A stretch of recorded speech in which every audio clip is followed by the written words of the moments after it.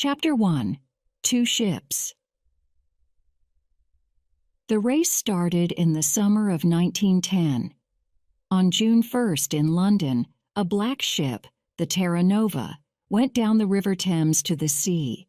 Thousands of people stood by the river to watch it. They were all excited and happy. On the Terra Nova, Captain Robert Falcon Scott smiled quietly. It was a very important day for him. He was a strong man, not very tall, in the blue clothes of a captain. He was 41 years old, but he had a young face, like a boy. His eyes were dark and quiet. One man on the ship, Titus Oates, smiled at Scott. "What an exciting day, Captain," he said. "Look at those people. I feel like an important man." Scott laughed. "You are important, Titus," he said. "And you're going to be famous too. We all are. Do you see this flag?" He looked at the big British flag at the back of the ship and smiled at Oates. "That flag is coming with us," he said. "In the Antarctic, I'm going to carry it under my clothes. We're going to be the first men at the South Pole, and that flag is going to be first, too."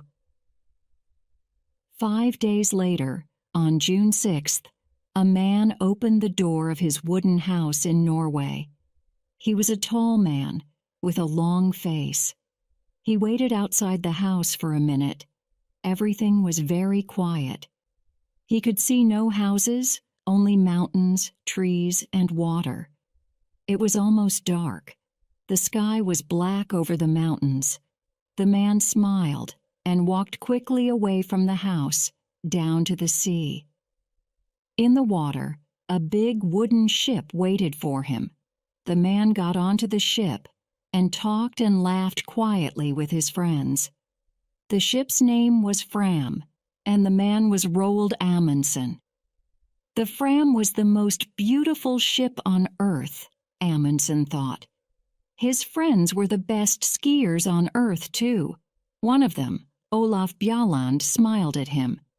"North Pole, here we come, Captain," he said.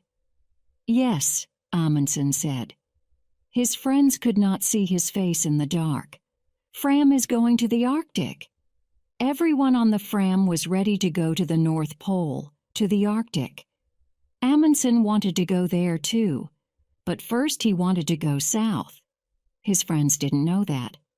At midnight on June 6th, the Fram moved quietly away from Amundsen's house, out to sea.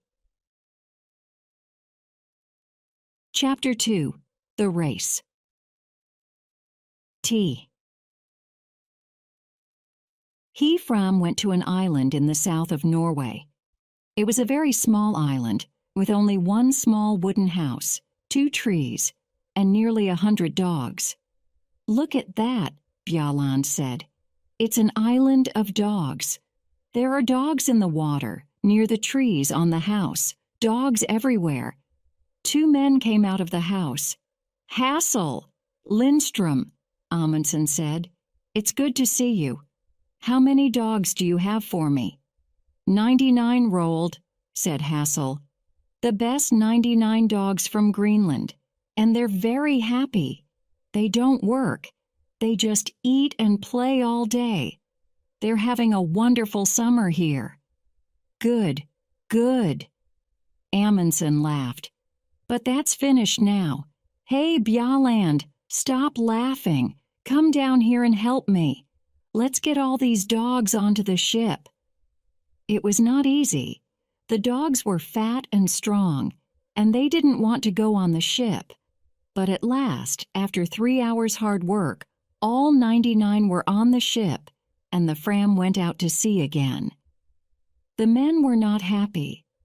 The weather was bad, the dogs were dirty, and some of the men were ill. They started to ask questions. "Why are we bringing dogs with us?"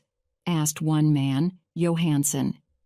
"We're going thousands of kilometers south, past Cape Horn, and then north to Alaska. Why not wait and get dogs in Alaska?"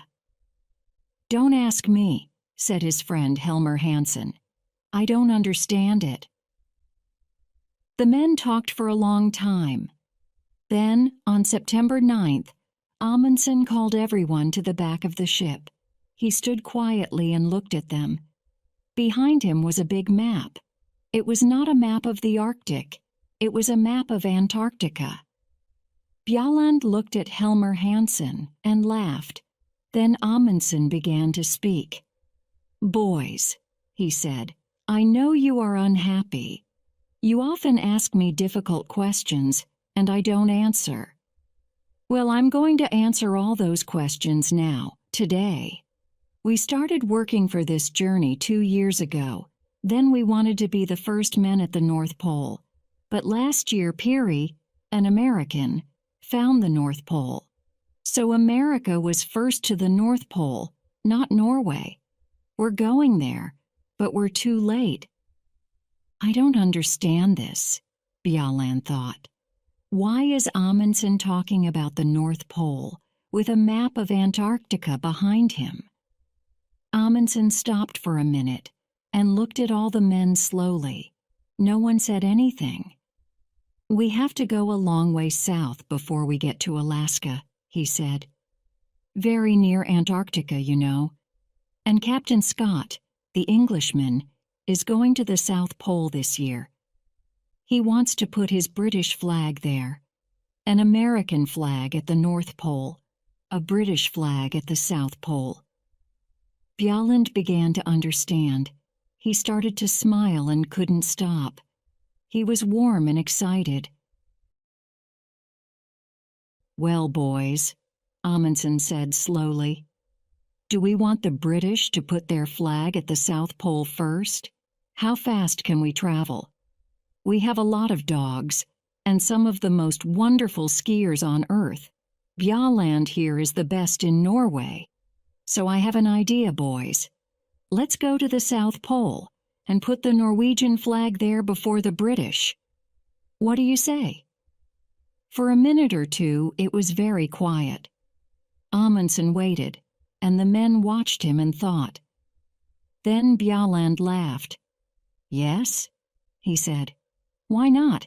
It's a ski race, isn't it? And the English can't ski. It's a wonderful idea, of course. Let's go." Chapter 3. The Ponies. On October 27th, the Terra Nova arrived in Wellington, New Zealand. When Scott came off the ship, a newspaper man walked up to him. "Captain Scott, Captain Scott, can I talk to you, please?" he said. Scott stopped and smiled. "Yes, of course," he said. "What do you want to know?" "Are you going to win?" the man asked. "Win?" Scott asked. "Win what?" "Win the race to the South Pole, of course," the newspaper man said. "It's a race between you and Amundsen now. Look at this." He gave a newspaper to Scott. Scott looked at it. He said, Scott's face went white. "Give me that," he said. He took the newspaper and read it carefully. The newspaper man watched him and waited. "Well, Captain Scott," he said at last, "who's going to win this race? Tell me that." Scott looked at him angrily. "This is stupid," he said. "It's not a race. I came here to learn about the Antarctic. I'm not interested in Amundsen or in races." Then he walked back onto his ship, with the newspaper in his hand. Later that day, he talked to his men. He gave them the newspaper and laughed. "It doesn't matter," he said. "We're in front of Amundsen, and we have more men and more money. He has only 8 men and a lot of dogs. I know about dogs. They don't work in the Antarctic. We have 16 men, and the new motor sledges, they are much better. And tomorrow the ponies are coming. We need ponies, motor sledges, and good, strong British men, that's all. Forget about Amundsen. He's not important." Scott asked Oates to look after the ponies, but he did not let Oates buy them. When Oates first saw the ponies in New Zealand, he was very unhappy. Most of the ponies were old, and some of them were ill. "They're beautiful ponies, Titus," Scott said. "They come from China. They're wonderful ponies." Oates looked at them angrily and said nothing. Then he asked, "Where is their food, Captain?" "Here." Scott opened a door. Oates looked inside. He thought for a minute. "We need more food than this, Captain Scott. These ponies are going to work in the coldest place on Earth. They need a lot of food more than this." Scott smiled quietly. "We can't take more food on this ship, Titus. Where can we put it? But it doesn't matter, old boy. They're very strong ponies, you know. The best ponies on Earth."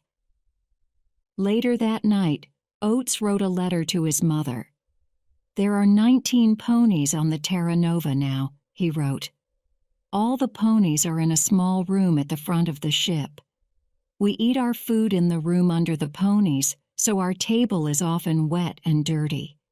Scott makes a lot of mistakes, I think, and Antarctica is a very dangerous place." Chapter 4. Food Depots. The two ships, Terra Nova and Fram, arrived in Antarctica in January 1911, at the end of summer. The Englishmen and the Norwegians wanted to stay on the ice all winter. They wanted to be ready to go to the South Pole at the beginning of the next Antarctic summer. The dogs pulled the Norwegian sledges.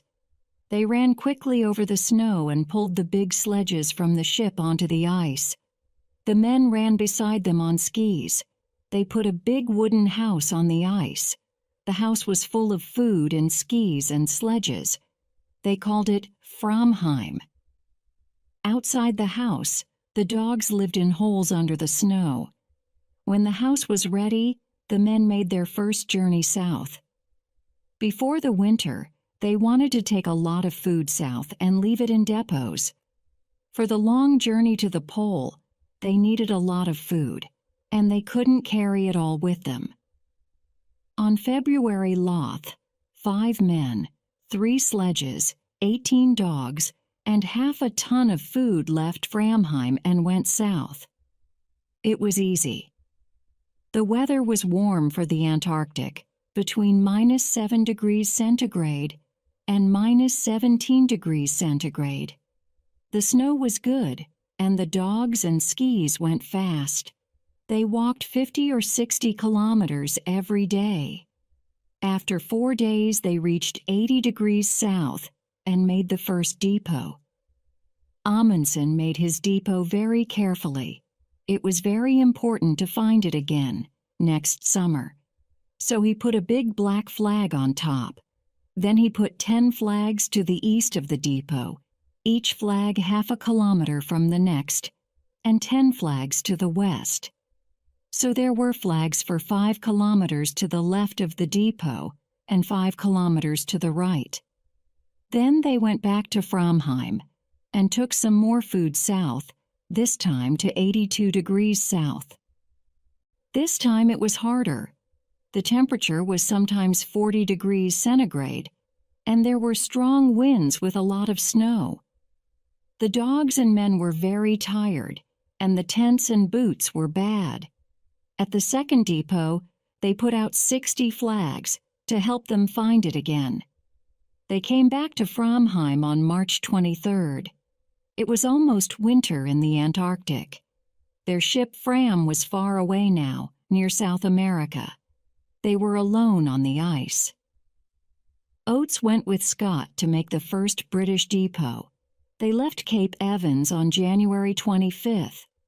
There were 13 men, 8 ponies, and 26 dogs. The dogs were faster than the ponies. They ran quickly over the top of the snow, but the ponies' feet went through it. Every morning, the ponies started first, and the dogs started 2 hours later, because they ran faster. At night, the dogs made warm holes under the snow, but the ponies stood on top of the snow. It was minus 20 degrees centigrade. After 15 days, Oates talked to Scott. There was a strong wind, and the two men's faces were white with snow. "3 of these ponies are ill, Captain," Oates said. "They can't go on." "Don't be stupid, Oates," Scott answered. "They're good, strong animals, the best ponies on earth." "Not these 3, Oates said. "They're ill and unhappy, and now they can't walk. Let's kill them and leave the meat here in the snow. We can eat it, or the dogs can." "Of course not," Scott said angrily. "These ponies are our friends. They work hard for us. I don't kill my friends." 3 days later, 2 of the ponies were dead. Scott's men were slower than Amundsen's. It took them 24 days to get to 80 degrees south. They made a big depot there and put one large black flag on top of it. Then they went back to Cape Evans. Their camp was on an island in the ice, and the sea ice moved sometimes. There were holes in the ice and black seawater under it. One day, 7 ponies went through the ice into the sea and died. 1 motor sledge also went into the sea. Chapter 5. A Long Cold Winter. It was dark for 4 months. Outside the wooden house at Framheim, it was often minus 60 degrees centigrade. The dogs lived in warm holes under the snow. The men stayed in the house and worked in their rooms under the snow. The skis and sledges came from the best shops in Norway, but Bjalland wasn't happy with them. He changed a lot of things on the skis and sledges. Soon, the sledges were stronger than before. The skis were better and faster, too. Bjalland changed a lot of things. All the Norwegians worked hard. They looked after their dogs and worked on their equipment, the sledges, skis, tents. Every day they thought about their journey to the pole and talked about it. And every day Amundsen thought about Scott. One day, in midwinter, he talked to his men. "Let's start early before Scott," Amundsen said. "Remember, Scott has more men than us, and he has motor sledges too. Perhaps they can go faster than us." Bjalland laughed. "Oh no, they can't go faster than me," he said. "On snow, nothing can go faster than a good man on skis." "We don't know," Amundsen said. "You're the best skier in Norway, but you get tired, and dogs get tired too. Motor sledges don't get tired. They can go all day and all night." Johansen laughed angrily. "That's stupid," he said. "Perhaps the motor sledges can go all night, but the Englishmen can't. The English can't win, Roald. They don't understand snow, but we do, and they're too slow." "Perhaps," Amundsen said. "But I want to win this race, so we're going to start early. Do you understand?" It was quiet and warm inside Framheim. Bjalland looked at Amundsen and though about the long, cold journey in front of him, he thought about the dogs in their holes under the snow and listened to the wind over the house. "When, Roald?" he said quietly. "On August 24th. The sun comes back on that day. We start then." "But we can't," Johansen said. He looked angry and unhappy. "It's too early. We can't start then. It's dangerous and stupid." Amundsen looked at Johansen coldly. "You're wrong, Johansen," he said. "We want to win, remember? So we start on August 24th. Bjalland listened to the winter wind outside. In Scott's camp, at Cape Evans, no one talked about Amundsen, and no one worked hard. They had good food, and they played football on the snow. They wrote a newspaper, the South Polar Times, and read books. No one learned to ski, no one worked on the motor sledges. Twice men went for long journeys across the snow. They walked and pulled the sledges themselves. Oates stayed at Cape Evans and looked after his ponies. Over the window in Cape Evans, Scott put a map of Antarctica. With a pen, he made a line from Cape Evans to the South Pole, and he put a little British flag at the pole. Under the map, Scott wrote the day for the start of their journey. "We start on November 3rd, he wrote. Chapter 6. A Bad Start. On August 23rd, the Norwegian sledges were ready. They took them outside, and the dogs pulled them across the ice. The sun came up for half an hour, but it was too cold, minus 46 degrees centigrade. They could not travel in that weather. They went back to Framheim and waited. They waited 2 weeks, until September 8th. Then, with the temperature at minus 37 degrees centigrade, they started. They ran happily across the snow to the south. 8 men, 7 sledges, and 86 dogs. Only Lindström, the cook, stayed behind in Framheim. At first, everything went well. They went 28 kilometers on Saturday and 28 kilometers on Sunday. It was easy.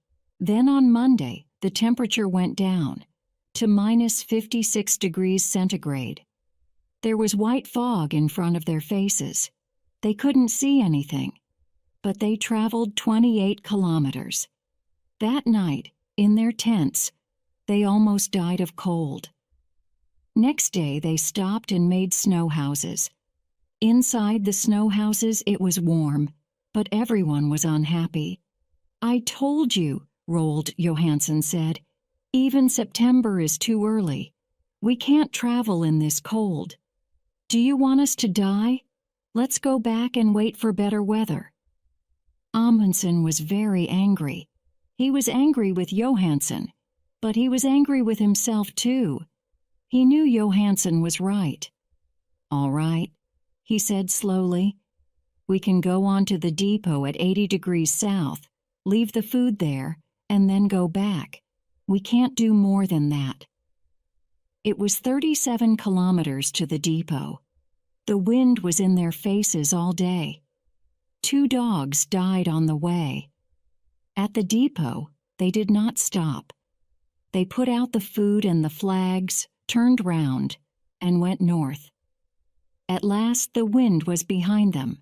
The dogs ran quickly, and the men sat on the empty sledges. They went faster and faster. It was like a race. Amundsen was on Wisting's sledge, and soon he, Wisting, and Hansen were 3 or 4 kilometers in front. Soon they were alone. They traveled 75 kilometers in 9 hours, and they reached Framheim at 4 o'clock that afternoon. Bjaland arrived 2 hours later with 2 more men, but the last 2, Johansen and Prestrud, went more slowly. Their dogs were tired, their feet were wet and cold, they had no food, and they were alone in the dark. The temperature was minus 51 degrees centigrade. They reached Framheim at midnight. Next morning, Johansen was angry. In front of everyone, he said, "You were wrong, Roald. September was too early. I told you, but you didn't listen. And then you left us alone and we almost died in the cold. You're a bad captain. I'm a better captain than you are." Amundsen was very angry, but at first he said nothing because he knew that Johansen was right. Then, that evening, he gave a letter to Johansen. He said, "You aren't coming to the pole with me. When I go south, you can take some dogs and go east to King Edward VII land. You can go with Prestrud and Stubberud. You can be the first men to go there, but not to the South Pole." The Norwegians stayed in Framheim and waited. They lay in bed, listened to the wind outside, and thought about Scott and his motor sledges. Chapter 7. Motor Sledges and Mountains. Scott had 2 motor sledges now. They were the first motor sledges in the Antarctic, the first on Earth. On October 24th, the motor sledges started south from Cape Evans. 4 men went with them, but Scott stayed at Cape Evans for another week. Oates was unhappy. He wrote to his mother, "We had a very bad winter here. One don't like Scott. We were here all winter, but he didn't learn to ski or to drive dogs. Our equipment is bad, and he doesn't think about other people. I'm going to sleep in his tent on the journey, but I don't want to." On November 1st, Scott and Oates and 6 more men left Cape Evans with 8 sledges and 8 ponies. The ponies walked slowly because their feet went down into the snow. It was hard work for them, and they got tired very quickly. They traveled 13 or 14 kilometers in a day. Behind the ponies came Mears with 1 sledge and some dogs. Mears knew how to drive dogs. Every day, Mears started 2 hours after the ponies and arrived 2 hours before them. After 5 days, they found the motor sledges. The Norwegians started again on October 20th. There were 5 men this time: Amundsen, Bjelland, Wisting, Hassel, and Hansen. They had 4 sledges and 48 dogs. There was a lot of wind and fog. On the first day, Wisting's sledge suddenly stopped, and the back went down. "Come on, you dogs," he said angrily. "Pull, pull!" At first nothing happened. Then, slowly, the sledge moved again. Wisting looked down, over the side of the sledge. Under the snow, there was a 50-meter hole. "Did you see that?" Amundsen said. "The ice wants to eat us, men, dogs, sledges, everything." On the 4th day, they reached the depot at 80 degrees south. There was a bad snowstorm, but they found the flags easily. Next day, the men stayed in their tents, and the dogs played in their holes under the snow. They were all happy. They had a lot of food, they had good equipment, and they were warm. They could travel fast. Next morning, the snowstorm stopped, and the journey began again. "Today, everything is wonderful," Bjelland wrote in his diary. "But where is Scott? In front of us or behind?" There was no one with the motor sledges. They were broken. Scott looked at them angrily. "It doesn't matter," he said. "Teddy Evans and his men are in front of us. They're good men. They're pulling their sledges themselves. We can get to the pole on foot." Oates looked at Mears. Oates and the ponies were tired, but Mears and his dogs were not. The snow was home for them. That night, Oates wrote, 3 motor sledges at 1,000 pounds each, 19 ponies at 5 pounds each, 32 dogs at 1 pound 50 each. Well, it's not my money, it's Scott's. On November 21st, one of the ponies died. On November 11th, the Norwegians saw the mountains. The mountains were very high, some of the highest on Earth. Bjelland smiled. "There is good skiing up there, Roald," he said. "But can dogs get up there too?" "Of course they can," Amundsen said. "Come on." They left Hansen with the dogs and skied a little way up the mountains. It was difficult, but the mountains were big and beautiful. Behind the mountains, Amundsen thought there was a high plateau of ice. "That's it," Amundsen said. "That's the road to the pole. Tomorrow we can bring the dogs and sledges up here. But now, let's have a ski race. Who can get back to camp first?" They laughed and skied happily down the white snow. "This is like home," Bjelland thought.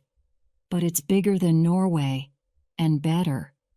In the next 4 days, the dogs pulled the sledges 81 kilometers and went up 3,000 meters. At last, Amundsen and Bjaaland stood on the plateau behind the mountains. They were tired, happy men. Bjaaland looked back at the mountains. "Can a motor sledge get up here?" he asked. Amundsen smiled. "No," he said, "I don't think so. And Scott doesn't like dogs. So his men are going to pull their sledges up these mountains themselves. Would you like to do that, Olaf?" Bjaaland didn't answer. He smiled and skied happily away across the snow. Chapter 8. Across the Plateau. On November 21st, the Norwegians killed 30 dogs. They were happy, Amundsen said, and now they're going to die quickly. We need 3 sledges and 18 dogs to go to the pole. When the dogs were dead, the other dogs ate them. The men ate them too. They were good friends, Bjaaland wrote in his diary, and now they are good food. 2 days later, the dogs were fat. Then, in a snowstorm, they started the journey again. After the snowstorm, there was fog, and in the fog, they got lost on an ice river with hundreds of big holes in it. They could see nothing, and it was very dangerous. In 4 days, they moved 9 kilometers. "But the ice is beautiful," Bjaaland wrote, "blue and green and white. This is a wonderful place, but I don't want to stay a long time." After the ice, there were strong winds and bad snowstorms. They could see nothing in front of them, but every day they traveled 25 or 30 kilometers. Then, on December 9th, the sun came out. They were at 88 degrees 23 minutes south, 175 kilometers from the pole. 5 more long days, Bjaaland wrote. That's all now. But where is Scott?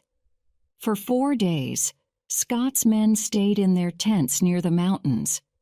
"There is a bad snowstorm outside," Oates wrote. "It's too cold for the ponies, and our clothes and skis are bad too." On December 9th, Oates killed the ponies. They were tired and ill, and they could not walk up to the plateau. Then Mears and his dogs went back to Cape Evans. "We can pull the sledges ourselves," Scott said. "We can do it. We're all strong men." There were 2 sledges and 8 men. They went 24 kilometers a day. On December 31st, Scott said to Teddy Evans and the men on the second sledge, "You can't ski well. Leave your skis here." So they pulled their sledge 24 kilometers without skis. Next day, Scott went to Teddy Evans's tent. "You are ill, Teddy," he said. "You can't come to the pole. Take 2 men and go back tomorrow." Teddy Evans was very unhappy. "2 men, Captain," he said. "Why not 3? "Because Bowers is going to come with me," Scott said. "He's strong. We need him." "But you have food on your sledge for 4 men, not 5, Evans said. "And Bowers has no skis." "I'm the captain, Teddy," Scott said. "You do what I say. Take 2 men and leave Bowers with me." Oates wrote to his mother, "I am going to the pole with Scott. I am pleased, and I feel strong." But in his diary he wrote, "My feet are very bad. They are always wet now, and they don't look good." On January 4th, Scott's men left Teddy Evans and went on. Scott, Oates, Wilson, and Edgar Evans had skis, but Bowers did not. They were 270 kilometers from the pole. December 14th, 1911 was a warm, sunny day. 5 Norwegians skied over the beautiful white snow. It was very quiet. No one spoke. They were excited and happy. 6 more kilometers, Bjaaland thought. Is there a British flag? One can't see a flag, but... Look, Hassel said. What's that over there? Bjaaland left his sledge and skied quickly away over the snow. What is it? He thought. Is it? No. It's nothing, he called. There's nothing there. Nothing. 3 kilometers. 2... Roald Hansken called to Amundsen. Go in front of me, please. It helps my dogs. That's not true, Bjaaland thought. His dogs are running well today. But Hansen wants Amundsen to be first. The first man at the South Pole. They skied on and on over the beautiful snow. Stop, Amundsen said. He waited quietly for his men. This is it, he said. Bjaaland looked at him. But there's nothing here, he said. Amundsen smiled. Oh, yes, there is, he said. There's something very important here, Olaf. Very, very important. What's that, Roald? United States. We're here now. Isn't that important, Olaf? The 4 men stood on the snow and looked at him. Then, slowly, they all started to laugh. Chapter 9. The End of the Race. The Norwegians stayed 2 days at the pole. They left a tent there with a Norwegian flag on it. Inside the tent, they left some food, a letter for the King of Norway, and a letter for Scott. They left some more black flags near the pole, and 128 kilometers north. Then they skied away, back to the north. It's a beautiful day, Bjaaland wrote. The sun is warm. The snow is good. But the dogs run too quickly. One can't get in front of them. They found their depots easily. There were 10 between the pole and Framheim. Each depot had a lot of food. They laughed and skied quickly down the mountains. Often, they ski 50 kilometers a day. On Friday, January 26, 1912, they came back to Framheim. It was 4 o'clock in the morning. Inside the wooden house, Lindström, the cook, was asleep. Amundsen walked quietly to his bed. Good morning, Lindström, he said. Is our coffee ready? The black flags waited at the pole. What's that? Captain Bowers said. Over there? Where? Scott asked. What? Oh my God! They all saw the small black flag in the snow 2 kilometers in front of them. Slowly they pulled their sledge to it. Next day, January 17, 1912, they found the tent and the Norwegian flag. Near it, Scott took the British flag from under his clothes and put it up. In his diary, Scott wrote, "This is a very bad day. We are all tired and have cold feet and hands. It is minus 30 degrees centigrade and there is a snowstorm. Great God, this is an awful place." They turned north. 5 tired, unhappy men in the coldest, emptiest place on earth. On March 13, 1912, Scott's wife Kathleen looked at her morning newspaper. Norway's flag at South Pole, it said. She looked at it for a long time and then started to cry. What's the matter? Her friend asked. My poor, poor husband, Mrs. Scott said. What happened to him? Where is he now? Scott's men were always hungry. There were not many depots, and they were difficult to find. We need to find the next depot today, Oates wrote. But how can we find one black flag in all this snow?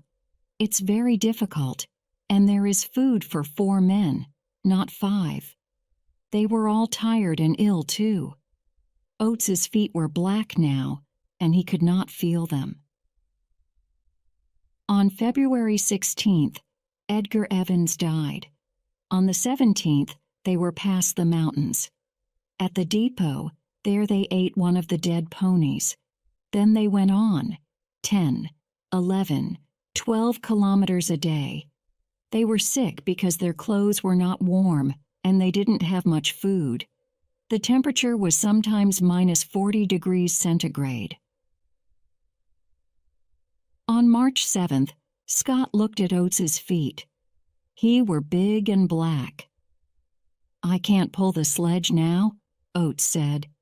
"It's very difficult to walk. Am I going to lose these feet, Captain?" Scott looked at Oates's feet and said nothing. On March 9th, they found another depot, but there was not much food. Slowly, they walked on. Oates's feet were worse every day. March 17th was Oates's birthday. He was 32. He lay in the tent and listened to the wind outside.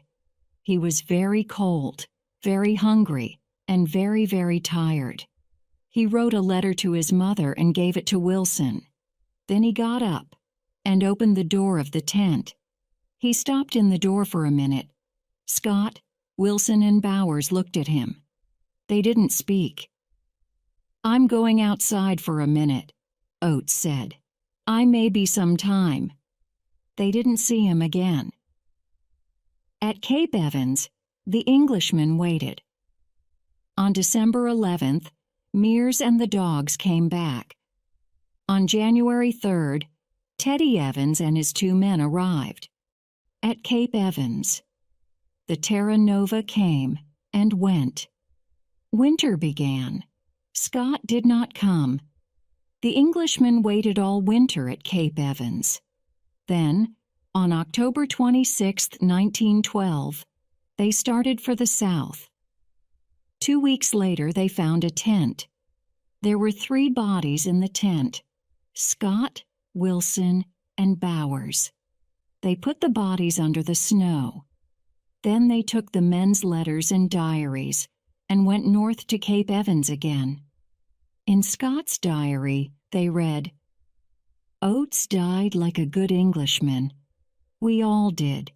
Please, remember us and look after our families. We did our best. No one found Oates's body, but he is there, somewhere, under the snow and the wind, in the coldest, emptiest place on earth."